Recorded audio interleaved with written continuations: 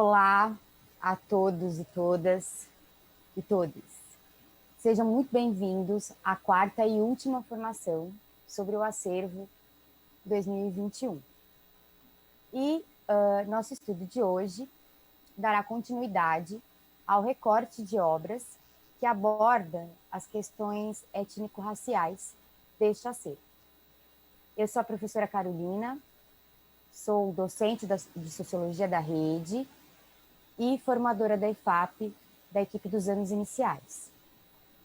E estarei junto com a professora Adriana dos Santos e com o professor Celso Francisco. Passo a palavra para a professora Adriana para que se apresente. Obrigada, Carol. Boa tarde a todos, todas, professores, gestores, professores da sala de leitura, toda essa galera que está aí prestigiando a nossa formação. Que essa tarde seja muito produtiva. Eu sou a professora Adriana, formadora da IFAP, e estamos aqui hoje para continuar a temática, né? Práticas para uma educação antirracista. Então, essa tarde aí de 1h30, de muita reflexão sobre como utilizar esse acervo, e nós vamos estar olhando, né, para o acervo do estudante. Então, algumas práticas e estratégias que não podem faltar nesse contexto. Então, como a gente vai usá-lo, como a gente pode adaptá-lo, como a gente pode olhar para as etapas e fazer essa adequação do material. Então, eu penso que 1h30 vai ser pouco, né? Eu já queria ficar aqui para sempre. A temática já me seduz, então eu espero que não me delongue muito. A Carol, o Celso já pode me cortando aí. Celso, eu passo a palavra. Boa tarde a todos. Boa tarde a todos e a todas, a todes. Sejam muito bem-vindos. Com muita satisfação que a gente faz essa última apresentação, essa última formação. E acreditamos que o material que as escolas receberam pode ser muito bem aproveitado pelos professores e professoras, também pelos alunos, né? Eu sou o professor Celso, também sou professor de Sociologia da Rede e sou formador EFAP. E espero que a gente tenha um bom aproveitamento do nosso dia de hoje, né, dessa nossa tarde, e que, assim como a Adriana e a Carol mencionaram, né, que a gente consiga aproveitar bastante e ter uma tarde bem construtiva. Carol, passa a palavra. Obrigada, Celso. Bom, gente, antes de nós darmos continuidade, né, ao entrarmos propriamente dito na formação, queria apresentar a equipe que preparou essa pauta e que está pensando aí esse recorte étnico-racial deste acervo, tá? A gente, professora Adriana dos Santos, eu, professor Celso, a professora Daniele Galvani, a professora Juliette Mello e a Naomi de Oliveira, que é a diretora do DPEC, cujo CEFOP faz parte. E eu queria fazer um agradecimento especial à professora Raquel Maria Rodrigues e à professora Priscila Lourenço Soares Santos, que colaboraram demais com a gente na construção dessas formações e têm dado todo o suporte para a gente construir aí esse olhar da educação antirracista, tá bom? Dri, passo a palavra. Obrigada, Carolzinha. Então, como de praxe, né, a gente precisa trazer algumas referências, competências, habilidades que são utilizadas. Ai, meu microfone que está aberto, gente, vou fechar aqui um minutinho. Pronto. Eu vou pedir para colocar o próximo slide, por favor, com os objetivos da formação. Isso, vamos lá, então. Compreender. Eu estou nos objetivos ou no percurso, Carol? No percurso, Dri. No percurso. Estou comendo bola. Ixi, já perdi o tino da coisa. Bora lá, então. Nós vamos fazer a sensibilização. Nós vamos falar da literatura e educação, potencialidades para a educação das relações étnico-raciais. Trazemos aqui o acervo dos estudantes, dinâmicas, possibilidades e estratégias. Falaremos um pouco sobre clubes de leitura e protagonismo juvenil, tipos de leitura e suas intencionalidades, a importância de uma educação antirracista e as dicas para uma educação para as relações étnico-raciais e as referências utilizadas para essa formação. No próximo slide, eu vou apresentar aqui os objetivos dessa formação, que são compreender a importância do acervo 2021, especialmente dos livros com a temática étnico-racial, para o desenvolvimento e aprimoramento de práticas pedagógicas para uma educação antirracista. Refletir acerca da educação das relações étnico-raciais, ou ERER, no desenvolvimento profissional, nas dimensões do engajamento docente e da prática pedagógica intencional. Nós temos mais um slide com objetivos. Mais um. Subsidiar o desenvolvimento de estratégias metodológicas a partir da utilização do acervo docente de livros com a temática étnico-racial, promovendo a formação integral por meio de práticas pedagógicas pautadas na educação das relações étnico-raciais. Então, a partir desses objetivos, nós vamos traçar a nossa formação de hoje, com alguns pontos de atenção específicos para a temática, e também olhando para esse acervo que está chegando nas escolas. Eu vou passar a palavra para o professor Celso. Obrigado, Adriana. Dando sequência aqui à nossa apresentação, né? Por favor, o slide 7, para a gente dar uma sequência e mostrar para vocês quais são as competências que a gente vai tratar no encontro de hoje. A competência geral número 7, seria argumentar com base em fatos, dados e informações confiáveis para formular, negociar, defender ideias, pontos de vista e decisões comuns que respeitem e promovam os direitos humanos, a consciência socioambiental e o consumo responsável no âmbito local, regional e global, com posicionamento ético em relação ao cuidado de si mesmo e dos outros e do planeta. Pode passar o próximo, por favor? E aí também a gente tem a competência número 9, competência geral número 9, que é exercitar a empatia, o diálogo e a resolução de conflitos e a cooperação, fazendo respeitar e promovendo o respeito ao outro e aos direitos humanos com acolhimento e valorização da diversidade de indivíduos e de grupos sociais, seus saberes, identidades, culturas e potencialidades, sem preconceitos de qualquer natureza. A gente escolheu essas duas competências porque, de fato, ao tratar da temática antirracista e principalmente da temática étnico-racial, é necessário ter essa percepção, é muito importante fazer com que esse tema ele seja, de fato, entendido de uma maneira transversal e garantir que isso chegue aos nossos alunos. Por favor, pode projetar o slide 9? Bom, e aí a gente entra na questão da competência docente, que é a Resolução 52 de 14 de 8 de 2013, que é desenvolver o processo de ação e investigação que possibilitem o aperfeiçoamento profissional e da prática pedagógica, fazer escolhas pedagógicas orientadas por princípios éticos e democráticos, de modo a promover a inclusão e evitar a reprodução de discriminações injustas.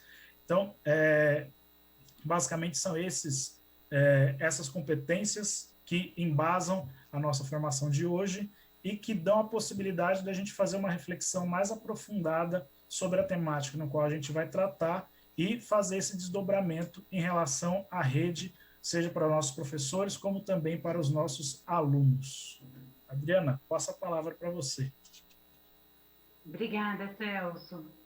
Eu não vou me delongar nesse momento, como é de praxe, né? Nós pedimos para que os professores organizem seus materiais. Eu vou pedir um minutinho, rapidinho aí, para a gente separar um papel e uma caneta, colocar os pontos de atenção, pontos de reflexões e algumas coisas que vocês queiram trazer também no chat para a gente solidificar e fortalecer melhor essa formação. Um minutinho para separar os materiais.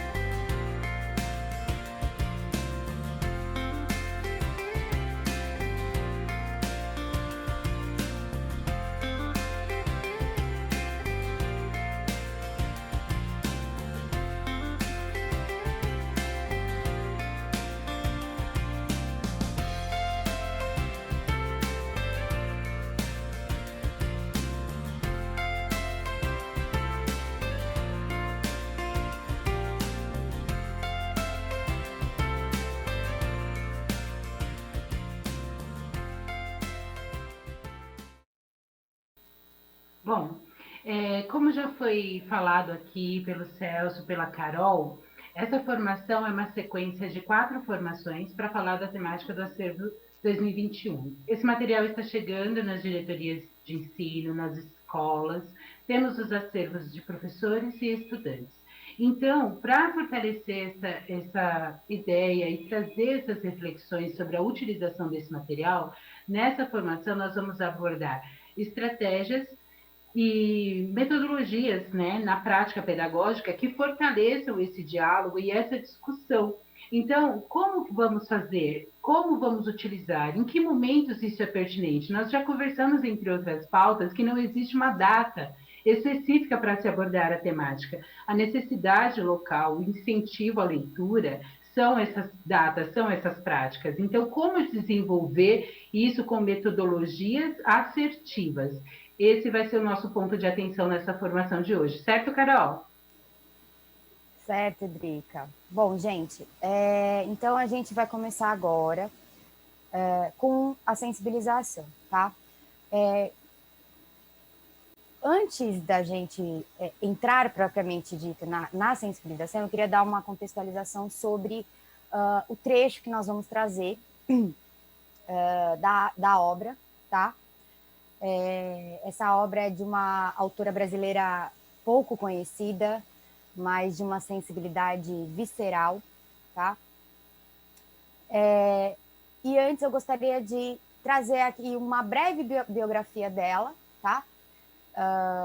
Vocês já devem ter ouvido falar, ou muitos de vocês já leram até, é a Carolina Maria de Jesus, né? Ela, aos 7 anos, começou a frequentar a escola e aprendeu a ler e escrever. E, em 1937, mudou-se para São Paulo, e onde começou a trabalhar como catadora de papel, depois ela se tornou empregada doméstica para se sustentar e sustentar aos 3 filhos, tá? Construiu a própria casa usando madeira, papelão e lata, tá? Nas horas livres, ela registrava seu cotidiano, enfim, reflexões em folhas de papel que ela encontrava no material que recolhia. Assim nasceu o primeiro livro dela, que é O Quarto do Despejo, Diário de uma Favelada, tá? E nós trouxemos agora um pequeno trecho, vou pedir para colocarem o slide na tela, enquanto eu vou ler para vocês o trecho que nós selecionamos. Peço que o pessoal da produção mantenha o slide enquanto eu estiver lendo, por favor. Então vamos lá. Eu escrevia peças e apresentava aos diretores de circos. Eles respondiam-me: é pena você ser preta. Esquecendo-se eles que eu adoro a minha pele negra e o meu cabelo rústico. Eu até acho o cabelo de negro mais educado do que o cabelo de branco. Porque o cabelo de preto, onde põe, fica. É obediente. E o cabelo de branco é só dar um movimento na cabeça, ele já sai do lugar. É indisciplinado. Se é que existe reencarnações, eu quero voltar sempre preta. Vou ler mais uma vez. Eu escrevia peças e apresentava aos diretores de circos. Eles respondiam: é pena você ser preta.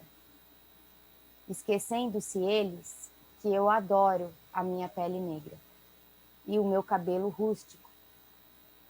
Eu até acho o cabelo de negro mais educado do que o cabelo de branco. Porque o cabelo de preto, onde põe, fica. É obediente.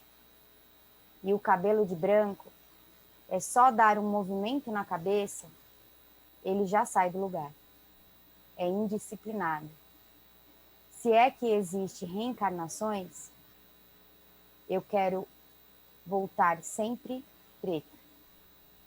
Então, esse trecho está na página 58 da edição de 1960, tá? Foi, se eu não me engano, a primeira edição do Quarto do Despejo, tá? Bom, gente, então agora agora vocês vão fazer a primeira contribuição no chat para a gente. A partir desse trecho que eu li e observando a imagem durante essa leitura, quero que vocês digam para nós qual é a importância da identidade nos estudantes negros, da construção dessa identidade, tá? Vocês têm aí 3 minutinhos, já já a gente volta.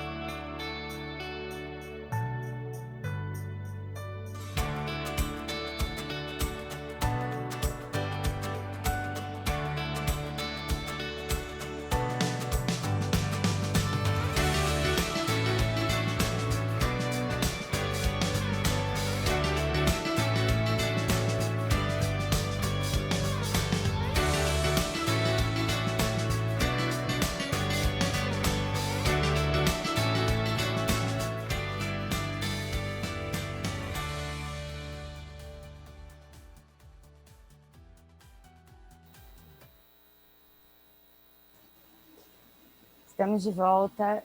Celso, você pode ler as contribuições para a gente, por favor? Claro, Carol, vamos lá. Agradecer a todas as professoras e professores que participaram. Pelo que eu estou vendo aqui, tem muita contribuição interessante. Aproveitar a oportunidade também, agradecer a professora Júlia, que está nos acompanhando aqui no chat, que está indicando para nós as postagens das professoras e dos professores. Obrigado aí pela ajuda. E, assim, o que eu tenho a princípio nessa percepção aqui do chat, né, muitas falas sobre reconhecimento, autoestima, resgate de si mesmo, a aceitação, valorizar as raízes, né, a professora Liana mencionou essa questão de valorização das raízes, cultura negra e toda a sua diversidade, a professora Maria Cristina falou do reconhecimento, a Sueli falou também de pertencimento, a professora Luciene fala de igualdade, de autoestima, a questão da aceitação. Tem uma outra fala aqui também da professora Aparecida, que fala da construção da identidade do estudante, né? Também a questão do seu caráter. A professora Lúcia também comenta aqui, o problema é essa indústria dos cosméticos e a ditadura da beleza, né, que gera um outro padrão e desmerece outros determinados padrões que a gente tem, nessa diversidade que a gente tem na sociedade. Tem o professor Oséias, fala do amor próprio. A professora Michele, ela coloca aqui também para nós, a maioria dos estudantes das escolas de periferia são negros, e quando se encontram em escolas privadas não se reconhecem, pois se veem como únicos. Enfim, é importante que seja na escola, mas principalmente no lar, em qualquer lugar que seja esse estudante saber o valor da sua cor, da sua raça e de seu cabelo, e o quão importante a sua raça foi e sempre será para a sociedade. Tem alguns outros comentários aqui também que o pessoal está mencionando, né? Por exemplo, a professora Carmen, que achou o trecho de sensibilização muito forte, super bem escolhido, e que ela gostou bastante, ficou muito sensibilizada, né? Então a gente percebe aí que muitos professores já fizeram a leitura do livro, e outros aqui também tem a outra professora Renata, que achou o livro maravilhoso e que praticamente o devorou, né, fazendo a leitura. Então, assim, é muito importante a gente ver essa parte do reconhecimento, né, tanto de nós professores e professoras, mas também dos nossos estudantes de uma maneira geral, e o quanto isso é enriquecedor, principalmente para a formação desses adolescentes e crianças que nós atendemos na rede estadual. Carol, você quer fazer algum comentário? Só um resgate rápido, né? Nós devemos começar esse trabalho desde o primeiro ano do ensino fundamental, tá, gente? Porque a construção de uma identidade, tanto a coletiva quanto a própria identidade, ela é indispensável, né? Para os processos de aprendizagem, desenvolvimento das habilidades, das competências socioemocionais. Então, assim, a gente precisa, enquanto educadores, garantir esse espaço, esse lugar para as crianças e para os adolescentes, tá? Isso vai fazer com que eles se sintam mais seguros, né? Como vocês bem colocaram no chat, tenham essa sensação de pertencimento e se tornem aí cidadãos críticos, né? Reflexivos, que tenham consciência do seu papel e lugar no mundo, né? É isso. Muito bom, né, Carol? Eu acho que a sua contribuição aqui, eu acho que na apresentação a gente não trouxe isso, né?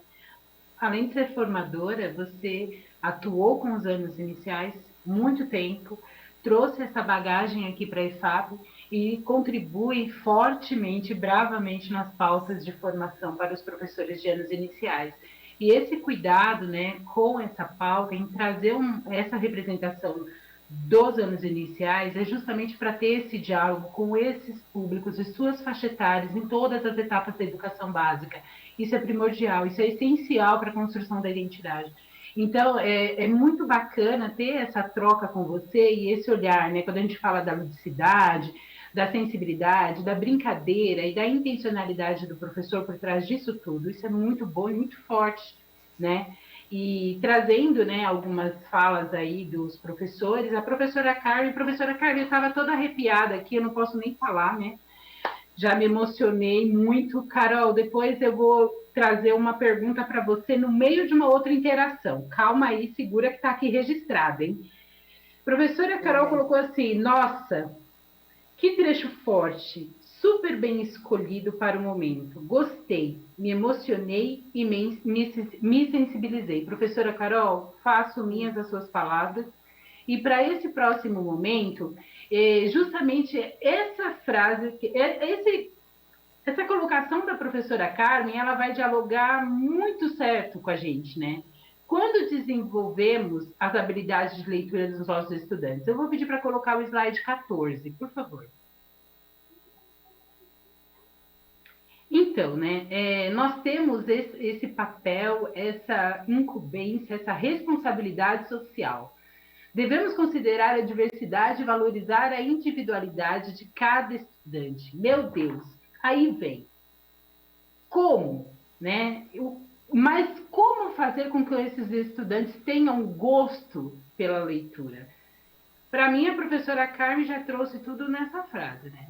Essa sensibilização, esse cuidado, ele eleger, né, o livro, a apresentação desse livro para o estudante, todo esse carisma que é apresentado para o professor, penso que já é uma das melhores dicas de como incentivar a leitura dentro do ambiente escolar e dentro da prática do cotidiano de cada um deles. Né? A gente, às vezes, eu tenho filhos das duas faixas etárias, né, de anos iniciais, tenho um agora que já está na universidade, mas passaram por esse processo desde a educação infantil, e como que a gente tem medo, às vezes, dele estragar a capa, né? Ele põe na boca, ele baba, ele rabisca. E como que a gente vai administrar tudo isso dentro de casa também? Olha aí, a gente fala da responsabilidade social do professor, mas quando os pais colocam o livro na mão dos seus filhos, a gente fica assim, sem saber com que cuidado a gente tem que ter. É deixar ele desvencilhar o livro ou sentar com ele, página a página, pausadamente, todo esse cuidado que a gente tem com os nossos, né? Então, mais do que ler e escrever, né, o compromisso do professor, ele parte dessa sensibilização, dessa humanização dentro do espaço escolar. Falar aqui das necessidades, eu acho que o chat já trouxe muito a contribuir, eu gostaria de agradecer. Os professores estão ativos aqui, participando loucamente, isso é muito bom para a gente, traz, assim, uma esperança, uma energia positiva, gente, de arrepiar, é sério, eu estou muito emocionada de estar aqui, eu não vou chorar, eu vou passar para a Carol.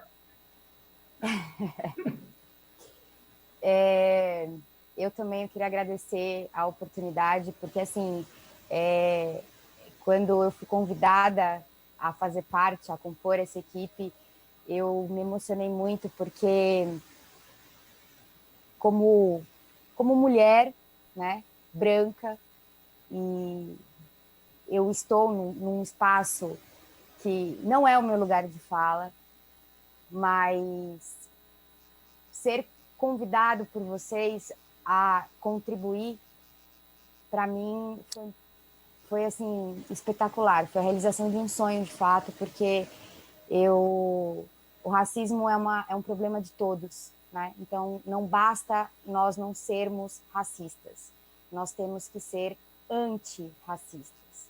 Nós temos que combater diariamente, a cada minuto, atitudes e violências que aparentemente parecem nada, mas que na construção dessa identidade, especialmente das crianças e dos jovens, faz toda a diferença, né? As piadas, enfim, né? As cantigas, isso é muito utilizado nos anos iniciais, brincadeiras, né?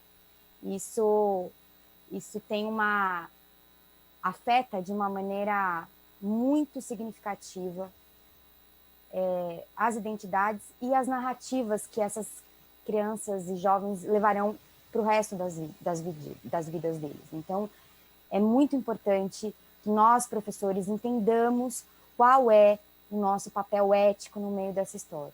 Então, assim, eu estou muito feliz e me sinto muito privilegiada, e realmente é a realização de um sonho estar aqui junto com vocês. Passo a palavra para o Celso agora. Oi, voltando aqui. Então, gente, só para complementar essa fala de vocês, né, de fato é muito importante a gente trazer esse tema para essa pauta, para fazer essa conversa, esse diálogo. A gente tem que levar em consideração, e aí é um ponto muito importante, levar em consideração do ponto de vista histórico vivido por esses alunos, por esses estudantes, também pelos demais colegas professores, né, que trazem consigo toda uma história e uma vivência nesse contexto.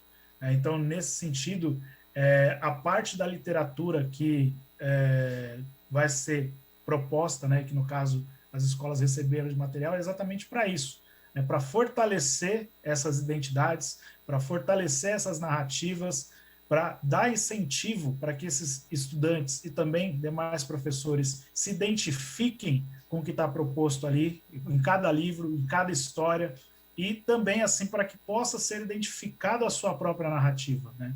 Que, querendo ou não, essas narrativas elas acabam perpassando todos, independente da sua situação de estudante, ou professor, ou gestor, né? Ela perpassa por todos nós. E é importante a gente discutir e chegar numa proposição mais avançada nesse sentido, né? E pensando nessa questão da proposição, eu vou pedir para que projetem, por favor, o slide 16, né, para falar um pouquinho dessas práticas que a escola pode desenvolver também junto com os seus estudantes, né, que é exatamente para tratar da questão do sarau e do slam. Né?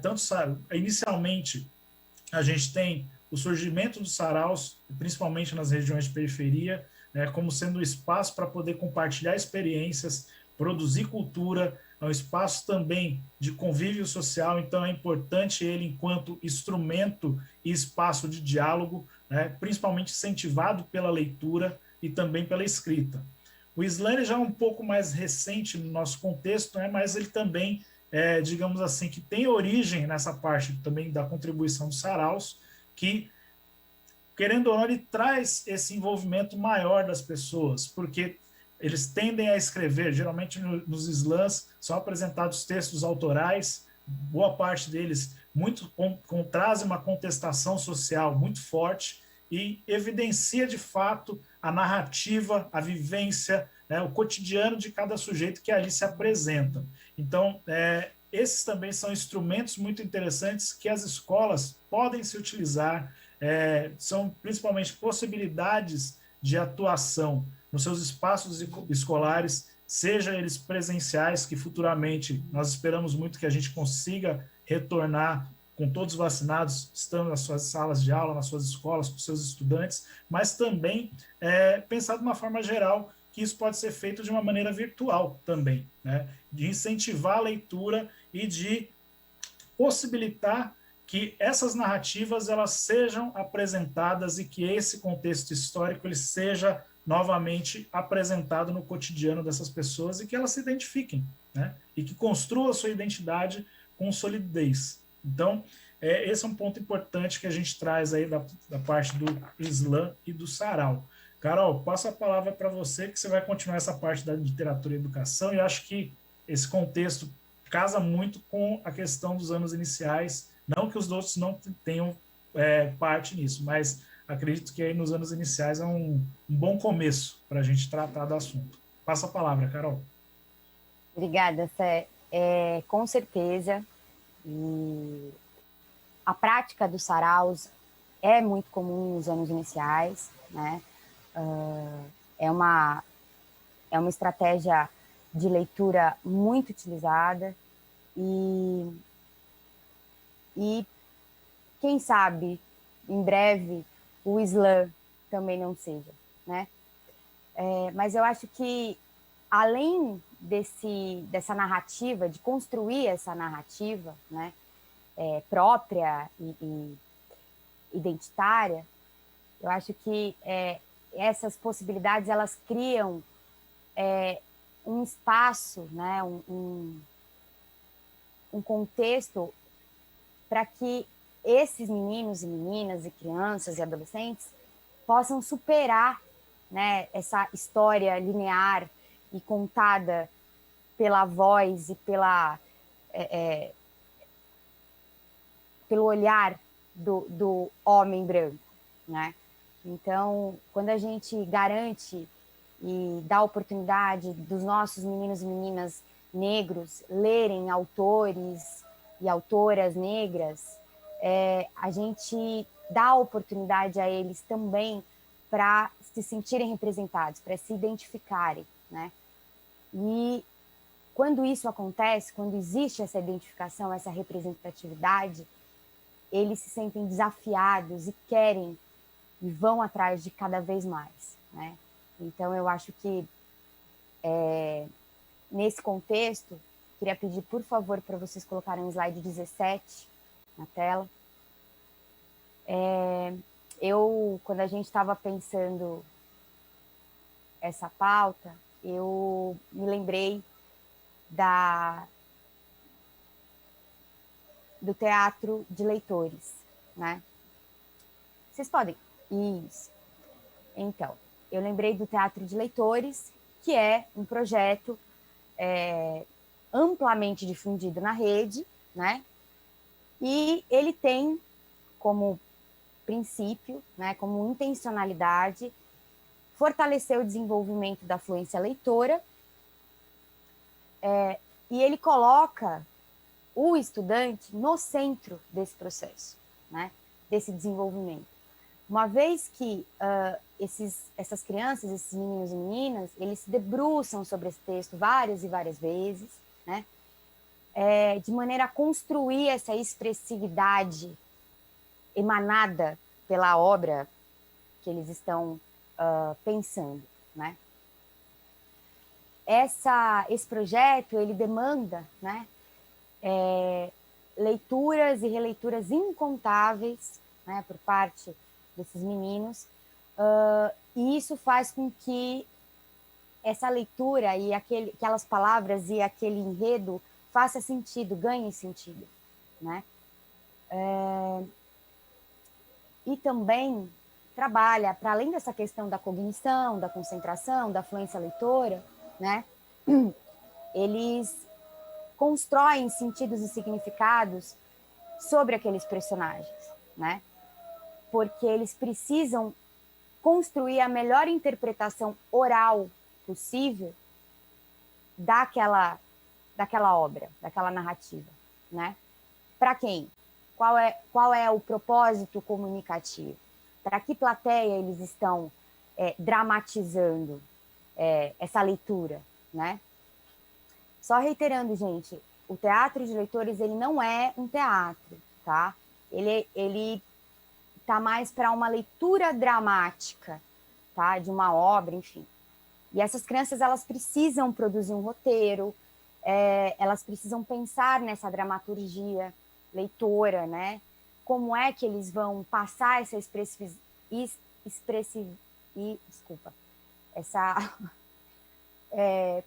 prosódia para o seu público, tá?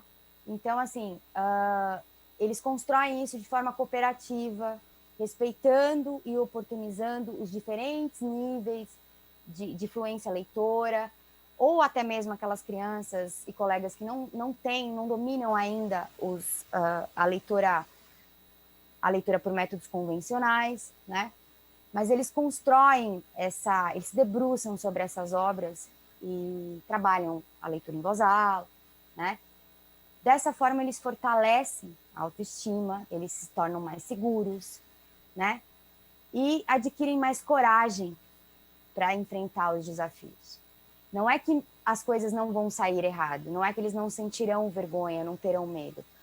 Muito pelo contrário, é exatamente o enfrentamento desses limitadores, digamos assim, que vai fazer com que eles fortaleçam, que eles construam essa noção se apropriem dessa narrativa e desenvolvam essa autoestima, né? Então, eu acho que teatro de leitores, existem inúmeras estratégias, tá, gente? De novo, aqui são só sugestões, mas o teatro de leitores foi algo que me ocorreu, assim, de pronto, quando a gente estava pensando isso, tá bom? Bom, então agora eu passo a palavra para a Drica. Obrigada, Carol. É muito sensível essa sua explanação, né? Aí eu vou trazer aqui para deixar no ar.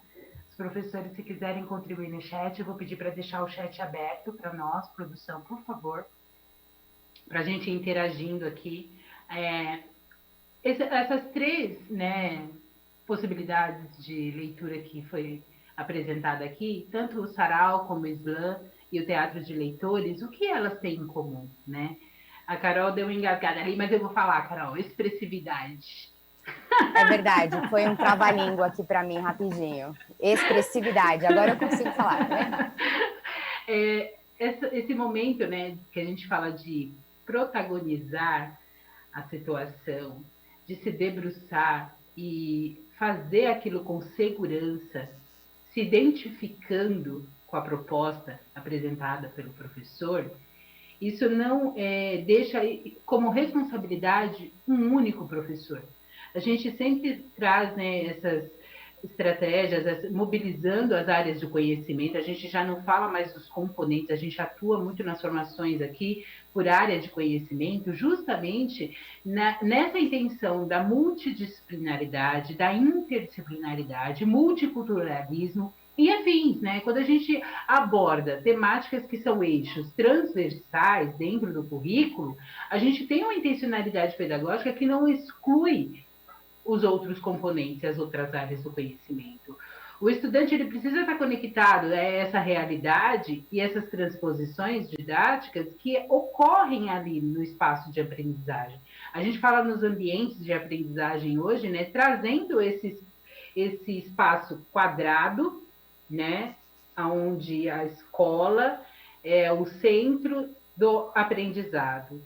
A gente trabalha, né, principalmente com essa situação caótica que aconteceu, trouxe todo mundo a repensar, e o pessoal está falando de recriar e mil outros adjetivos e substantivos para isso, no contexto que necessitamos. Então, a gente tem que se adaptar àquilo que está na sociedade. O que está acontecendo agora? Muito mais do que necessário é o ensino híbrido. Então, quando a gente traz essas reflexões, todas essas possibilidades, eu penso que aí vocês já estão, né? Como que eu vou fazer? Porque eu tenho o material, eu tenho a mão de obra, eu tenho toda a expertise, eu tenho todas as intencionalidades pedagógicas, mas como eu vou fazer nesse momento pandêmico? Como que a gente vai trazer esse sarau virtual? Como que vai ser a estratégia da culminância para mobilizar um slam dentro da minha escola? Né? Ou um teatro de leitores aí com essa situação para os anos iniciais. Os professores de anos iniciais, heróis, heroínas, assim como todos os outros, mas trazer essa comunicação, né, da tecnologia, esse ambiente virtual, com essa intencionalidade de estudar, sem ser apenas para brincar, porque as crianças usam o celular diariamente, a gente sabe. Mas, assim, como que a gente está se adaptando e trazendo eles para esse momento, né? E aí eu vou trazer a próxima interação. Eu deixo aqui, né, a responsabilidade de nós todos educadores nesse incentivo à leitura e nessa proposta pedagógica que é a leitura. E como fazer, né, isso nesse ensino híbrido? Quais as possibilidades que vocês trazem para a gente? 3 minutinhos aí no chat para interagir.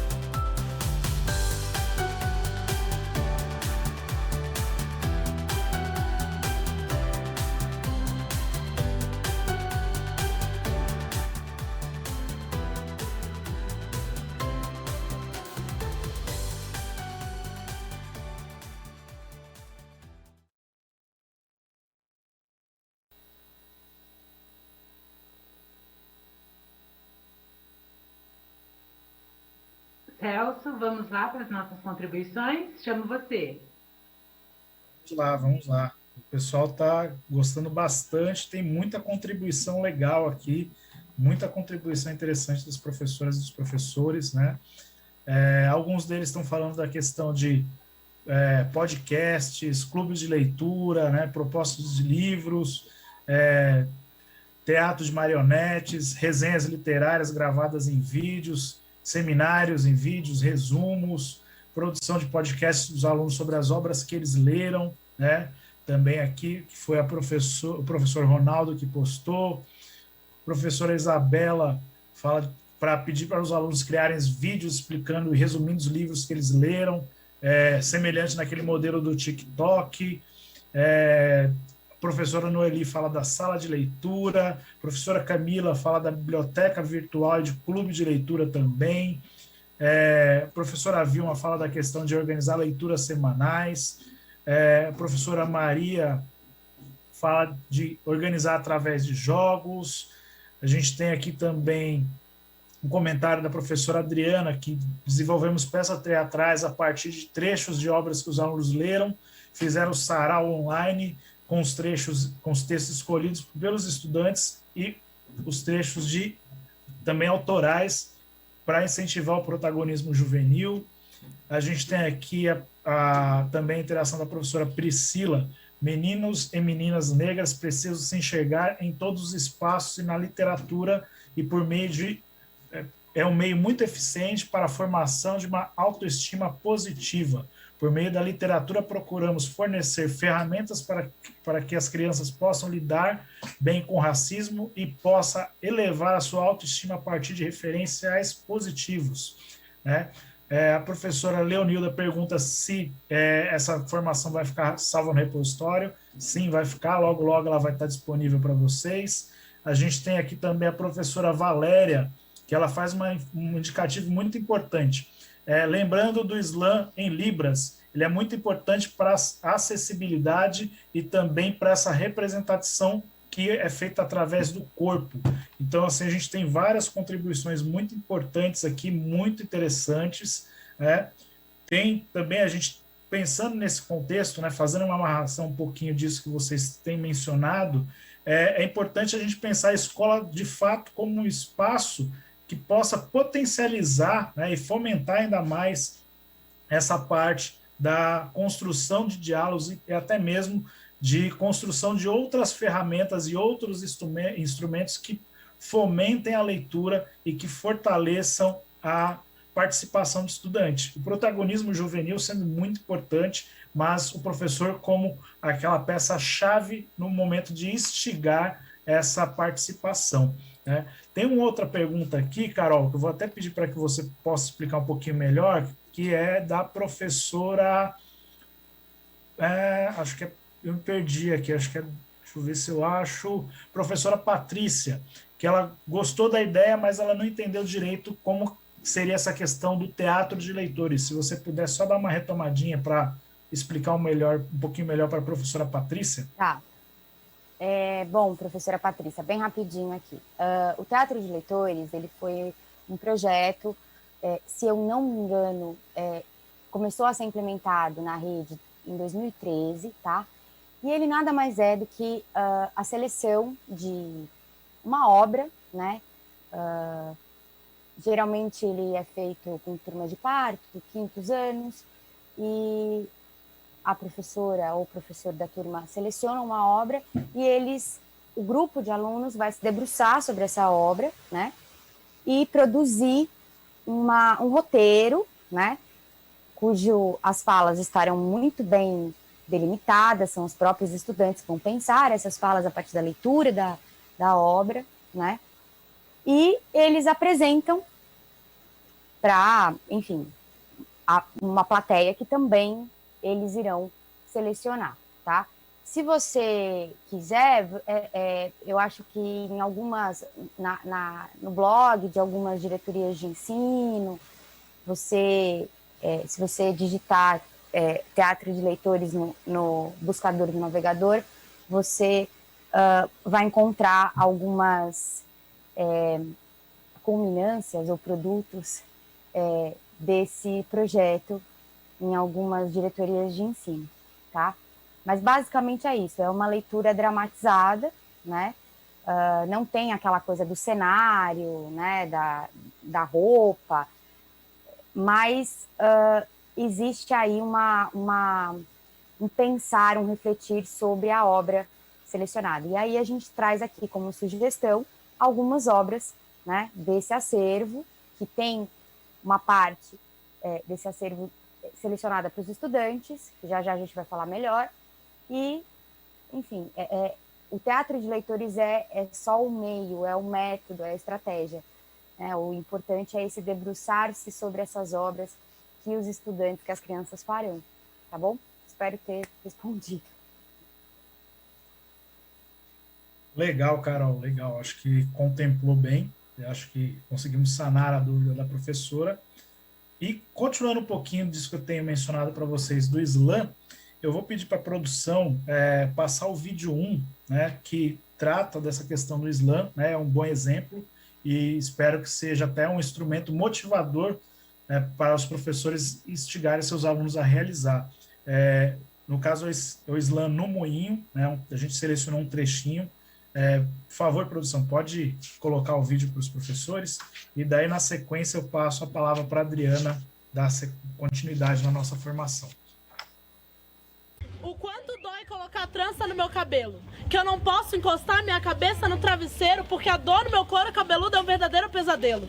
E quando finalmente cair no sono é ruim, porque eu sonho que na escola de novo chamaram meu cabelo de twin. Lembro da minha mãe penteando meu cabelo e colocando a culpa em mim, como se fossem meus cabelos herança ruim. Eu, mulher negra, ainda ouço que meu cabelo não é bom. Ainda vejo que pra mim os homens não querem dar a mão. E ainda vejo que a minha autoestima foi abalada quando não acreditaram que eu chegaria aqui. Ainda vejo que se eu fosse uma branca, o final dessa história seria feliz. Forte, muito forte e representativo. O slam, né, ele tem tomado espaço aqui no Brasil. É uma forma de rimas poéticas, onde a expressividade, a representação e a identidade é posta em palavras. O público jovem, principalmente o ensino médio, já está tendo uma prática muito significativa com essa linguagem expressiva e verbal. E, assim, é algo que, como o sarau, mas o sarau tem outros elementos, né, instrumentos, toda uma climatização teatral também, simbólica.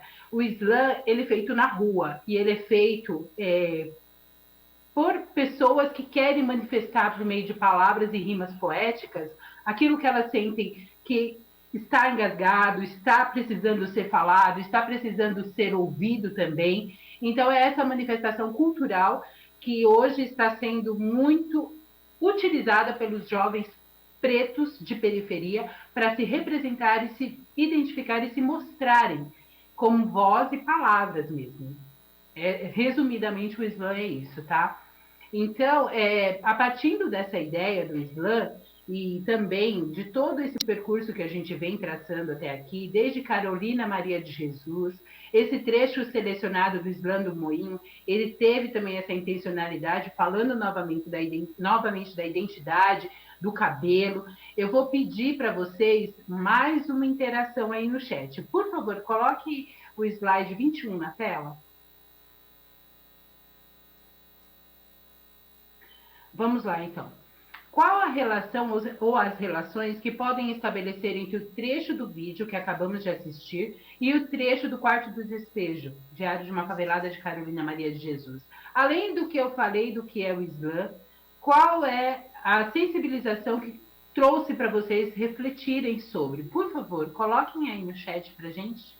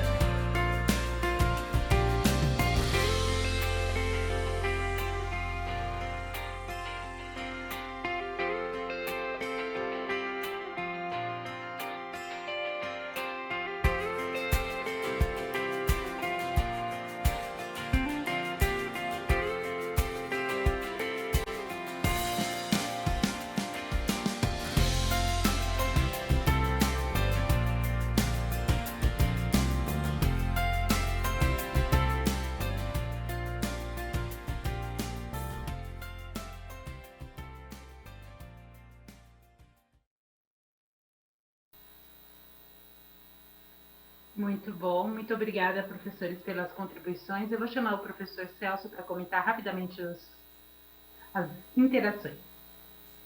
Obrigado, Adriana. Agradecer mais uma vez as professoras e professores que estão contribuindo.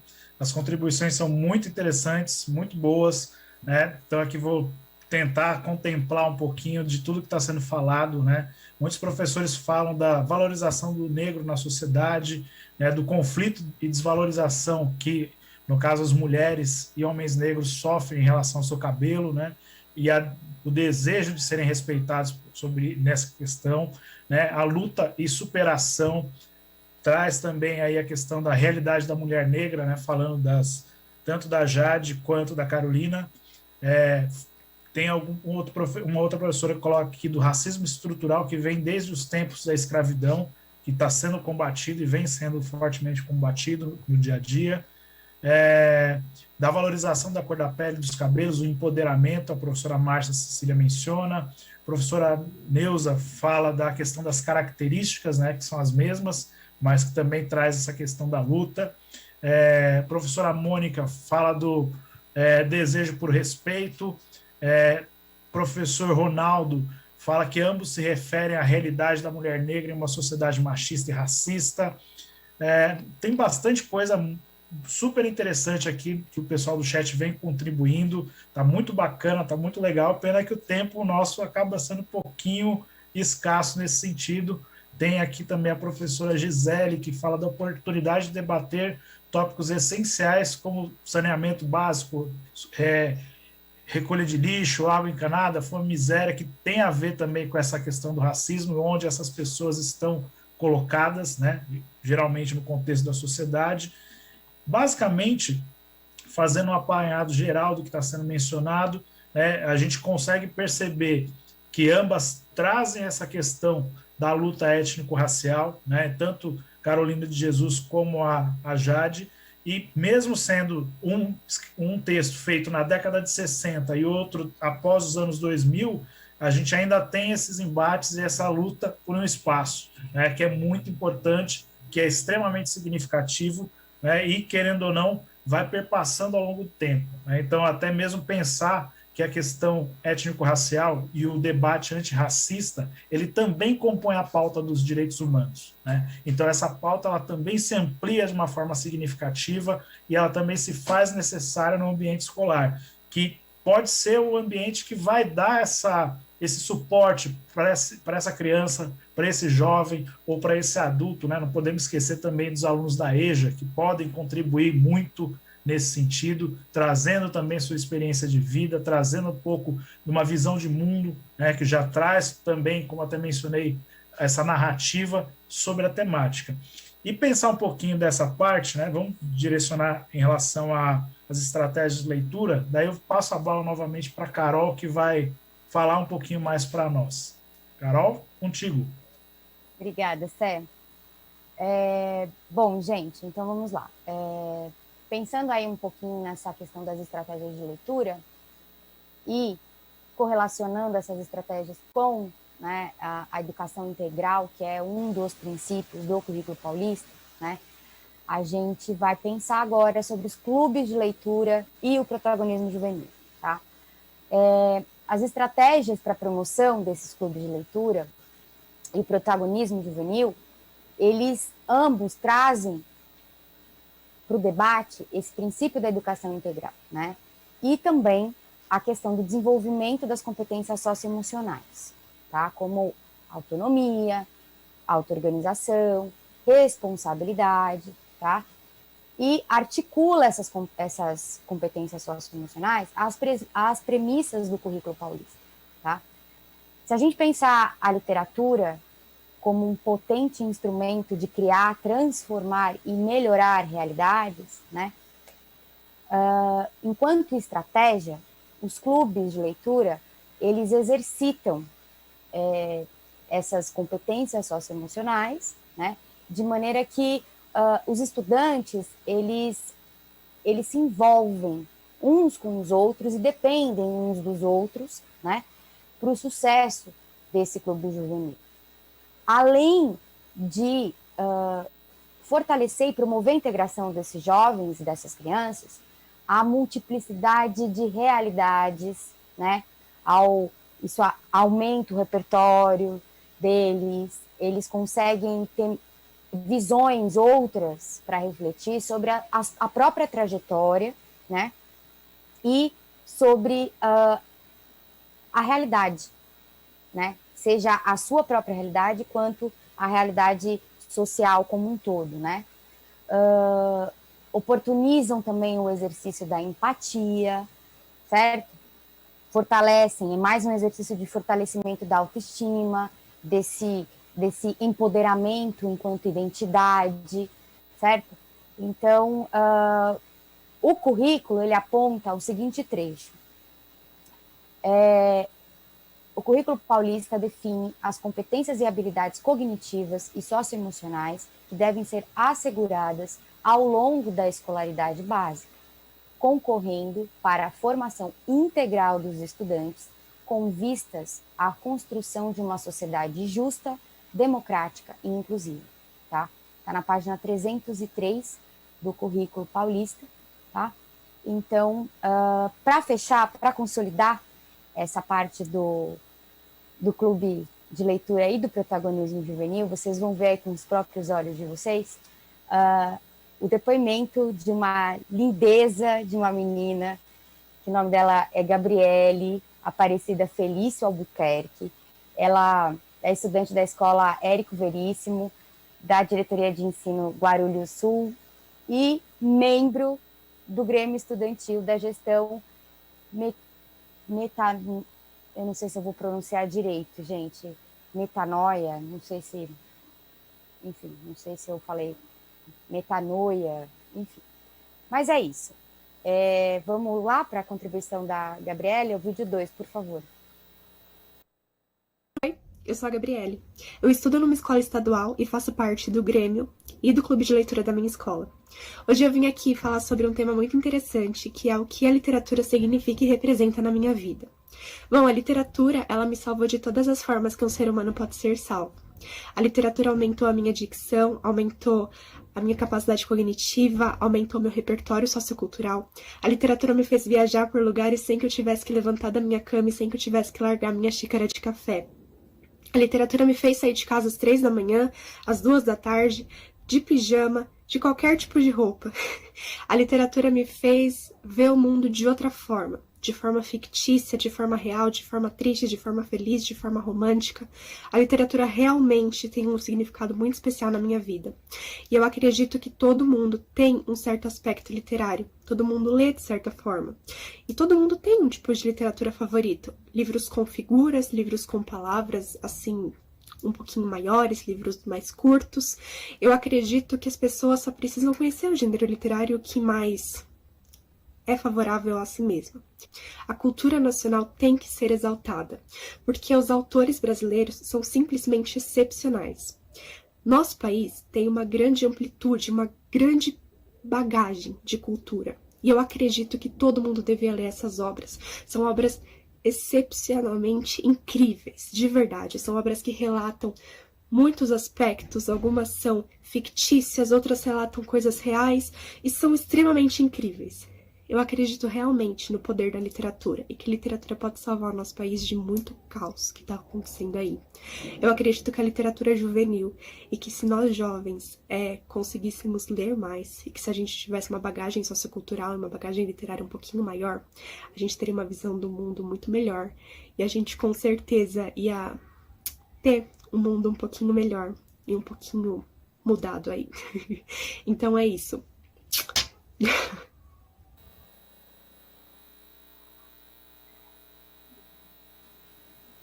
Linda, né, gente? Só um breve comentário aqui. Eu gostaria muito de responder ao professor Petronilli, enfim. Ele faz a seguinte contribuição. Vale apenas ver uma necessidade de falar para o mundo dominante que o ser humano não deve submeter-se à cota? Por que pregar a igualdade se não deixar tê-la? Eu não sei se eu compreendi a intencionalidade da sua pergunta, professor, mas eu queria deixar salientado aqui que a questão das cotas, tá? Elas não têm a intencionalidade de resolver o problema, tá? E sim amenizar as consequências, tá? Nós estamos falando de uma sociedade desigual, nós estamos falando de uma sociedade cuja o lugar do branco é de privilégio, tá? Em relação aos negros e às demais etnias, tá certo? Então, não existe como, de maneira prática, tá? Vamos falar de maneira prática, resolver essas questões de desigualdade social e de racismo estrutural. Ou seja, mas há necessidade de se dar oportunidades, tá? Então, as cotas vêm nesse sentido. Um cotista, ele não é e nem nunca será menos do que um não cotista, tá? Muito pelo contrário. Quer dizer que ele teve ali uma oportunidade de realmente exercer ou estar equitativamente ocupando outros espaços, que historicamente e socialmente lhes foi negado, tá? Então, só queria deixar isso destacado aqui, tá bom? Acho que, Dri, é com você, né? Eu acho que sou eu. Já estou até meio desorientada aqui, Carol, porque o chat está maravilhoso, essas contribuições são pertinentes, sim. Obrigada, professor. Obrigada, Carol, por explanar e expor aqui a nossa ideia. Nós vamos ainda ter muito diálogo sobre isso. Não é a primeira e nem a última formação, essa já é a quarta, e vamos para, se Deus quiser, aí, a fim. Nós precisamos discutir essas questões de desigualdade, de racismo estrutural, de racismo no gênero sociedade mesmo, que está explícito também implícito. É necessário ter essa abordagem, é necessário ter esses esclarecimentos. Essa pauta, ela vai dialogar, tem professores aqui fazendo indicações literárias, que a Carol também vai trazer logo, logo, sobre essa abordagem também, como um objetivo de leitura. Então, a gente tem isso ainda para falar aqui, a pauta está corrida, nós estamos com um tempo curtíssimo, mas eu só queria retomar aqui no vídeo da estudante Gabriele e agradecer imensamente aos professores orientadores do grupo de leitura. A estudante demonstrou aqui para nós, nessa fala, o que a Carol explicou antecedente, o protagonismo, né, gente? Quando a gente fala de protagonismo numa pauta, sem exemplificar, fica muito superficial. Então, quando a gente vê a dicção, quando a gente vê o envolvimento e a fala dela, a gente já vê que ela tem essa autonomia e que ela tem protagonismo. Qualquer dia eu volto aqui para contar a história de como foi a seleção desse vídeo. Hoje não vai dar tempo, tá? Porque o pessoal é pancada, é muito bom, isso é muito bom, ver esse pronto atendimento dos estudantes e essa conexão, sabe? É muito forte isso para a gente. E eu vou trazer aqui, né, novamente, a nossa responsabilização enquanto estudantes de nos aprofundarmos, de nos apropriarmos a esses materiais. Esse acervo, ele tem lá separados os seus públicos-alvos, né? Nós temos os professores, os estudantes das 3 etapas da educação, anos iniciais, anos finais no ensino médio. Eu entendo que é um processo, eu entendo que estamos aí no início de toda uma mudança social, porque a gente quer essa mudança, então é necessário que a gente tenha um início de diálogo, debate, discussão e lugares de voz, sim, em ATPC, em pátio da escola, em comunidade, e todos esses lugares são lugares de fala e são necessários ter, sim, esses debates. E nós, como professores, né, nós temos a responsabilidade, que eu particularmente vejo que não é nada fácil e não é pouco, é um grande desafio de trazer isso, né, como rotina, como prática de estudo para os nossos estudantes, para que assim tenhamos essa geração humanizada, sensível e antirracista. Carol, com você. Obrigada, Adri. É isso mesmo. A gente está aí um processo de transformação. Vamos falar bem rapidinho aqui sobre os objetivos, né? Para compreender a importância do hábito da leitura, tá? E aí eu já trouxe aqui a seleção de algumas obras que estão no acervo, tá? De acordo com esses objetivos. Então, leitura por prazer, tá? É quando a gente lê um texto porque a gente gosta, simplesmente porque a gente gosta, tá? A gente pode trazer... Carol, deixa eu interromper rapidinho. Professores, não saiam, por favor. A gente começou com 10 minutos de atraso, a gente tem 10 minutos aí para frente, hein? Por favor, não saiam da nossa sala. Isso mesmo. Bora lá, Carol. Bom, então aqui para citar 2 livros do acervo dos estudantes destinados aos anos iniciais, tá? Meu Crespo é de Rainha, da Bell Hooks, e a gente pode trabalhar a ludicidade. Na verdade, ele traz essa perspectiva lúdica através da experimentação de outros sentidos, né? Tem um momento lá que ele fala sobre a questão do cabelo crespo parecer um algodão, né? O toque. Então, ele projeta esse toque e o traz para o toque aveludado, para o toque sensível do algodão, tá? Outro para a gente citar aqui e valorizar o nosso, não é mesmo, da casa,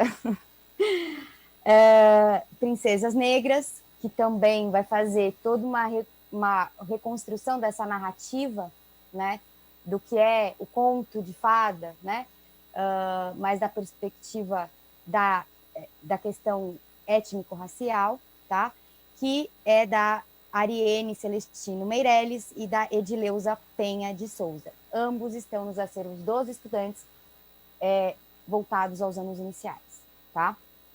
Bom, então vamos lá. Ler para estudar.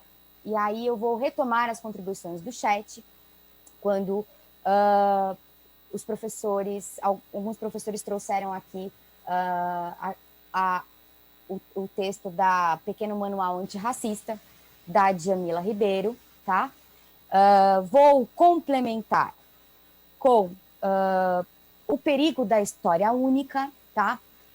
Que é de uma escritora e pensadora nigeriana que eu particularmente gosto muito, que é a Chimamanda Adichie, tá? O Perigo da História Única, ele vai fazer uma trajetória sobre quais são os perigos da gente construir, né, uma narrativa apenas, né? E como que isso mata, aniquila a possibilidade e a oportunidade da diversidade do planeta, do mundo, emergir, né? Outro, que eu não vou me estender muito, é a história da África e do Brasil afrodescendente, tá? Que é da professora Inaê dos Santos, que ela é doutora, desculpa. Ela está à frente do Departamento de História, se eu não me engano, da Universidade Federal Fluminense, tá? E é um livro de história escrito por uma negra. Então, a simbologia disso é muito forte, certo? E, por último, mas não menos importante, ler para se informar, ou seja, ler para aprender, né? Ler para ter informações, ter conhecimento, certo? E aí eu vou falar de outro livro da Djamila, que é O Lugar de Fala, que também está no acervo dos professores. Gente, desculpa, eu acabei falando do Perigo da História Única, está no livro, no acervo dos estudantes do ensino médio, e a História da África e do Brasil Afrodescendente está para os estudantes do ensino fundamental anos finais, tá? Só um parênteses que eu acabei esquecendo. E o da Djamila, também, O Lugar de Fala, tá? E do brilhante advogado Silvio de Almeida, tá? Racismo Estrutural, tá? Que tem organização também da Djamila, mas os textos fundamentalmente são do Silvio, tá? Eu acho que deu para contemplar bastante aí, a gente tem uma diversidade de obras. Esses 2 livros estão voltados para os docentes, tá? É do acervo dos docentes. Então, esses 2 últimos que eu falei, do Silvio e da Djamila. Então, assim, gente, para fechar aqui, a gente vai sistematizar aqui algumas dicas, né? Então, para ter uma leitura eficiente, digamos assim, né? Ler com calma e atenção, sintetizar as principais ideias do texto, ler nas entrelinhas, manter o hábito da leitura, praticar a leitura em voz alta, valorizar a leitura dos textos e produzir textos, tá? Para finalizar aqui minha fala, queria deixar claro que ler é muito mais do que decodificar, né? Ler um texto, ser um leitor eficiente, também compreende atribuir sentido e construir sentido, para além daquilo que está escrito, para além daquele conjunto de códigos, né? E relacionar essa leitura, tá, com outros textos e com as experiências, com as próprias experiências, tá? É também interpretar, certo? Com base em dados do próprio texto, certo? E que também estão contidos aí nas entrelinhas. É a famosa informação implícita, certo? Então, como que a gente faz com que os estudantes determinem quais são os objetivos das suas leituras, tá? E aí eu vou trazer uma contribuição da brilhante Isabel Soler. A aprendizagem da leitura e de estratégias adequadas para compreender os textos requer uma intervenção explicitamente dirigida a essa aquisição. O aprendiz leitor, e poderíamos chamá-lo apenas de aprendiz, precisa da informação, do apoio, do incentivo e dos desafios proporcionados pelo professor ou pelo especialista na matéria em questão. Desta forma, o leitor incipiente pode ir dominando progressivamente aspectos da tarefa de leitura que, em princípio, são inacessíveis para ela. Então, eu acho que esse trecho sintetiza bastante, né, que o nosso papel enquanto educadores, nosso papel ético, né, e estético também, e mais do que isso, não é responsabilidade só de língua portuguesa ou de um componente específico ou outro, né? É um trabalho de todos, feito por todos, seja componente, seja professor, seja agente de organização escolar, seja gestor. A gente precisa pensar em equipe, sempre. Educação é feita em equipe.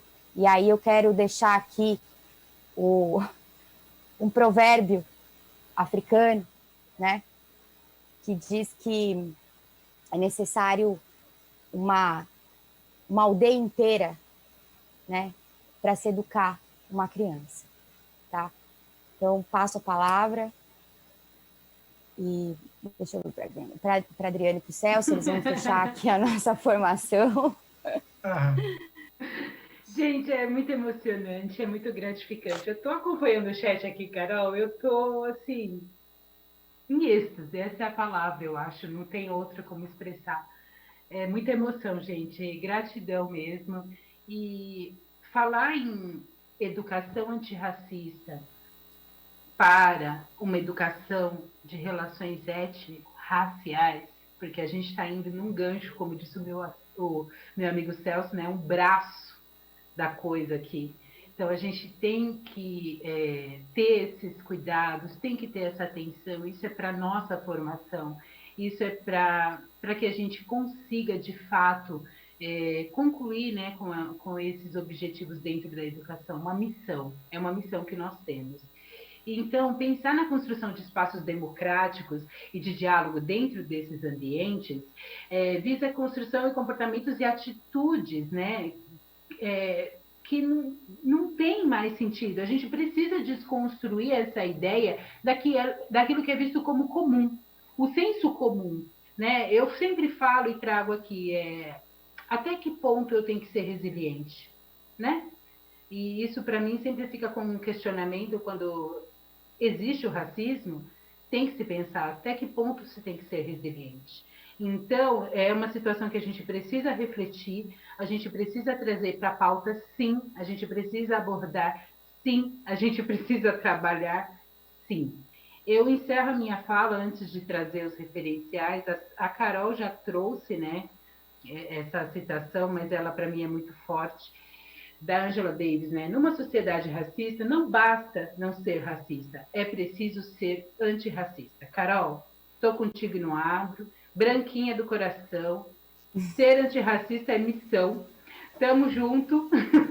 Celso, Sempre. complemente aí nossas despedidas, os nossos encerramentos aqui, e eu acho que por hoje eu estou mais do que realizada com essa formação. Obrigada pela parceria, obrigada pela cumplicidade, foi maravilhoso. Gente, fazer esse fechamento é um grande desafio, né? Eu agora me sinto desafiado por vocês duas, mas fico muito contente, fico muito feliz, né, da gente conseguir tratar dessa temática com a rede, que é muito importante, muito significativa, né? Porque pegando até o gancho mesmo do próprio Silvio Almeida, né? O racismo ele é estrutural, né? Ele está na condição da sociedade de uma forma geral. Então, assim, ele também, infelizmente, ele também se encontra na escola, porque a escola faz parte desse contexto social, né? É um ambiente onde a gente, infelizmente, acaba encontrando. Só que aí é o ponto crucial, né? A gente ter a percepção de revisar as nossas práticas, sempre olhar a nossa prática cotidiana e procurar, nesses mínimos detalhes do nosso cotidiano, pensar onde que a gente acaba falhando nesse contexto e onde que a gente pode, de fato, contribuir com essa educação antirracista. E até mesmo pensar, eu sei que tem o pessoal do EREC que provavelmente deve estar nos assistindo, né, que são uma galera muito atuante, né, que tem aí um conhecimento vasto. Pensar também na galera que trabalha com a questão indígena, que também é muito importante, pessoal da educação quilombola. Então, assim, a educação antirracista ela é mais um braço de toda essa conjuntura que a gente tem dentro do ambiente escolar. E aí, quando a gente fala de repensar nossas práticas no cotidiano, né, quando eu trago essa proposta, é exatamente pensar como a formação antirracista, que está ligada diretamente à questão dos direitos humanos, ela perpassa todo mundo, como a Carol mencionou, né? Vai desde o gestor, passa pelo coordenador, pessoal do Conviva tem muito a acrescentar nesse sentido também, né? Porque eles trazem, eles que vão trazer essa questão da convivência. Então, perpassa pelo currículo, pela formação do docente, pela formação do estudante, a escola como uma comunidade de fato, né? Que isso deve ser discutido, deve ser construído em conjunto, né? E aí, principalmente, pensar nesse ambiente democrático de escuta do outro, né? Porque muitas vezes a gente não consegue compreender aquilo que o outro traz para nós de demanda, principalmente no ambiente escolar, porque, de fato, a gente tem uma vivência muito corrida, mas é necessária essa questão de parar um pouquinho e ouvir o próximo. A Adriana já está me cobrando com horário, mas basicamente é isso. Passo a palavra para vocês, meninas. Bom, bem rapidinho para fechar, se vocês puderem colocar o slide 28 e 29, gente, dá um print aí, tá? Peguem a pauta depois. São as dicas para uma educação para as relações étnico-raciais. Tem podcast, tem vídeo no YouTube, tem blog, tem filme, enfim, tá? Tem série, tem música, tá? E procurem, vasculhem, tá? Tá cheio, tá? E eu queria agradecer e fechar agradecendo aos meus colegas maravilhosos, a vocês, profissionais de educação, que são incríveis e que fazem tudo isso acontecer, e agradecer a oportunidade de compor esse caminho aí de mudança, de transformação. A professora Gláucia disse que esse acervo foi um presente, foi mesmo, está sendo e será o grande objeto da nossa mudança, né? E principalmente da mudança dos nossos das nossas crianças, dos nossos jovens, tá bom? A gente agradece e, enfim, eu estou muito emocionada, estou muito feliz de estar aqui, de participar desse momento. E é isso, gente. Um beijo enorme e passo a palavra aí para os meus parceiros se despedirem. Um beijo. Eu encerro somente com gratidão. Gratidão a todos, gratidão à vida, gratidão pelo momento, e eu acho que isso define. Eu acho que é muita emoção mesmo, é muito bom isso. Muito bom estar aqui, é muito bom. Obrigada, professores. Obrigada, Carol. Obrigada, Celso. Obrigada, Fábio, pela oportunidade. Tamo junto. Também agradecer, né? Faço questão de agradecer a Carol, a Adriana, que a gente conversou bastante sobre essa pauta, foi um aprendizado muito grande. Agradecer as professoras e professores que estão nos assistindo, né? Agradecer a professora Júlia, que está no chat também dando apoio. Então, gente, muito obrigado, fico muito feliz de construir essa parte. Agradecer a Naomi também, que está ajudando a gente nessa construção dessa trilha antirracista na Secretaria de Educação, que está sendo muito importante e um grande aprendizado. Então, gente, eu agradeço a atenção de todos vocês, que tenham uma boa tarde, que se cuidem, protejam-se, protejam os seus, e que a gente tenha uma outra oportunidade em breve para retomar um pouquinho desse tema, que é amplo e necessário para ser discutido na rede. Muito obrigado, forte abraço, até mais.